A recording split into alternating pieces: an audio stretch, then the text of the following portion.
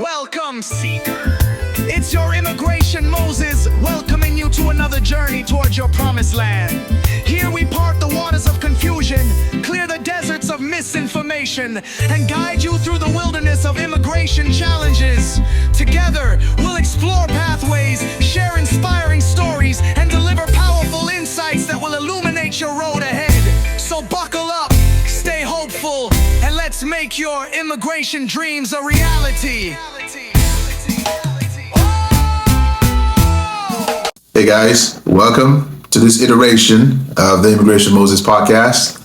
I'm your host, as always, your Immigration Moses. Always with you, try to help you navigate this maze that they call the U.S. immigration system. So during the last episode, we talked about a lot of different things, and I asked for questions. So we have a bunch of questions. I'll go through those questions. I know there's a lot of uncertainty right now between the executive branch, the legislative branch, and the judiciary. So a lot of the questions that I'll be touching on today stem from that place of fear. I want to be able to give you that comfort, because once you have those answers, as I told you last time, knowledge is power. The question that we received was, will for public benefits make me a target or hurt my chances later? We talked about this public charge in one of the earlier questions that presented to us. So immigrants can safely use public benefits without it affecting their immigration status. However, just refer back to that I gave you to that public charge question at the beginning, and you see it's expanded on a little bit more, touching different aspects of how the public charge ground could be used against you. So the public charge rule no longer applies broadly like it did a few years ago. Okay? So, but with the administration in place, who knows? So much uncertainty, and that's what is causing a lot of panic and anxiety in people and within our society. Just always double check with, an organization, a trusted, profit organization who can help you applying for long-term financial assistance and a plan to adjust your status, because it will actually mitigate a lot of these things that you're worried about. All right.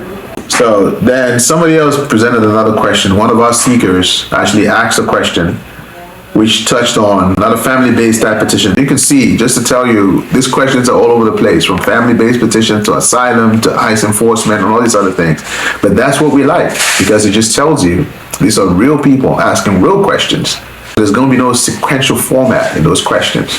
And as we get them, we'll respond to the best of our ability to be able to help you have a greater comfort and be in a position of power to be able to protect your rights. So the next question we received was, can I still bring family over and sponsor relatives with a green card or citizenship? That hasn't changed. So yes, of course, as a permanent resident, yes, of course, as a green card holder, which is permanent residency, and of course as a citizen with your citizenship status, you should be able to, all right? Sponsor family members through the immigration process. That's still functioning. USCIS can petition spouses, parents, or children. Also, as a green card holder, you can petition for your spouse and unmarried children, right? And as always, I'll tell you, with everything, start early. Processing times do vary, and sometimes they're delayed significantly. So start early to give yourself ample space to be able to work through all of this. And make sure you have all the proper documentation to submit, so your case isn't getting delayed or sent back further because you didn't send in the right information at the right time to the right place. And that's what Diaspora Asset Management and yours truly, your Immigration Moses, are here for you. All right? The question that we had, all right? So we'll take a couple more before we put a stop to this question session for today, and we'll come back to questions on the line as they come more. The question we received was, what happens if the laws change again next year? Can I trust the system? It's one of those things, man. Immigration laws can change depending on Congress and the presidential leadership, the executive branch. As this current administration is showing and demonstrating to us, it can change significantly and have significant impact on people's lives. So one of the things I'll tell you is that applications filed under current laws are usually honored, right? So until that law is changed, whatever petition or application you submitted with the prior law should still be honored. That's one of the ways that the system is designed, to ensure that laws that are in place at the time of filing are honored. Because they can't create a new law and then go back to retroactively deny you petitions that were filed under the prior version of that law. That's unacceptable. And advocates like Diaspora Asset Management and yours truly, your Immigration Moses, will keep fighting to ensure that at least the U.S. is still a place where laws are respected. You know, they might be tested to the limit, but laws are still being respected. So one thing I'll just tell you, don't wait for those laws to get better. If you're eligible for any benefit now, file as soon as you can. Don't wait, because there's so much uncertainty in the system that you don't know what might come down the pipeline. With the current administration, this president might just sleep at night and think of something else and wake up the next day and there's a new policy that's getting signed, a new executive order that they're signing that affects you and your family members negatively. So don't wait. Don't give him that power over you. All right. So a couple more questions here. So we'll do 2 more, then stop. All right. The question that we received was, I'm a DACA recipient. What's going to happen to me? Can I still renew? So as far as I'm tracking, DACA renewals are still open and active, but first-time applications are limited.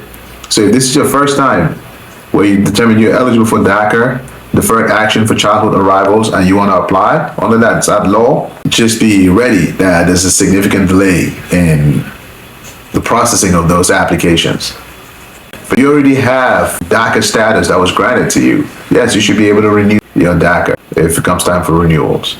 Well, I mean, one of those things where I'll continue to reiterate this fact that this executive administration is testing that balance of power between the executive branch, the judiciary branch, and the legislative branch. And as all of you know, the Congress is practically non-existent because it acquiesces to whatever the president wants. And some sections of the judicial branch are also in that same boat. So it's an uphill battle, all right? And court battles will continue. You know, recipients of DACA are allowed to renew every 2 years, all right? So just make sure you renew as early as possible, up to 150 to 120 days before your expiration date. Always reach out to Diaspora Asset Management and yours truly, your Immigration Moses, or any accredited legal representative or lawyers, okay? So they can provide you with proper guidance, all right?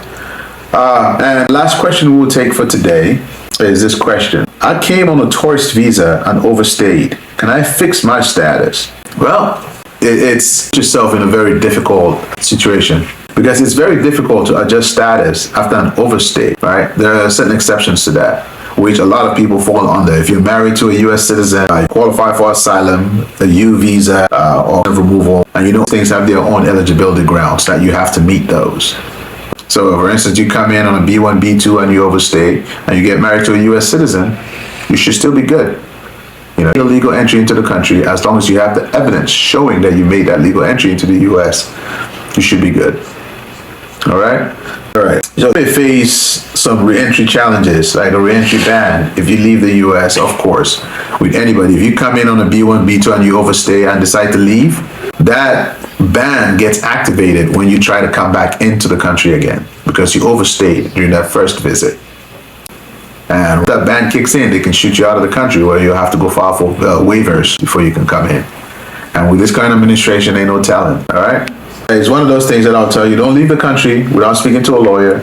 So you may trigger a 3 or 10 year ban just based on how long you were on out of status in the country, okay? So a lot of different things. And another thing I'll touch on pertaining to this travel to the country is normally if you file for 485 to get a green card, right? You've already demonstrated eligibility and all of that. You already have the baseline petition that is opening up you now access to secure permanent resident status in the U.S. You file for that application, don't leave the U.S. because as soon as you leave while that application is pending, you have abandoned that application. In most cases, even if you apply for a re-entry permit, what that re-entry permit does is it brings you back into the country, but it doesn't secure your application, your 485. It does not. This is another area where a lot of accredited representatives, a lot of lawyers don't really know. Because you have a pending green card application and you leave, you have abandoned that application, even if you have a re-entry authorization.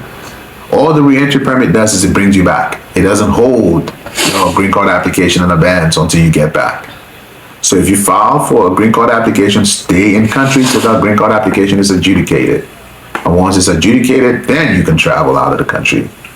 Thank you so much for tuning in to this iteration of the Immigration Moses podcast. It's yours truly, your Immigration Moses. And as always, know we are on your side, know we're in your corner, fighting for you, advocating for you. All right? So make sure you connect with us, share, like, subscribe, ask questions, drop questions into the comment section, and we'll address those questions just like the ones we asked it today. Till next time, seekers, stay positive. We're on this journey together. You are not alone. Thank you. I'm looking forward to seeing you next time.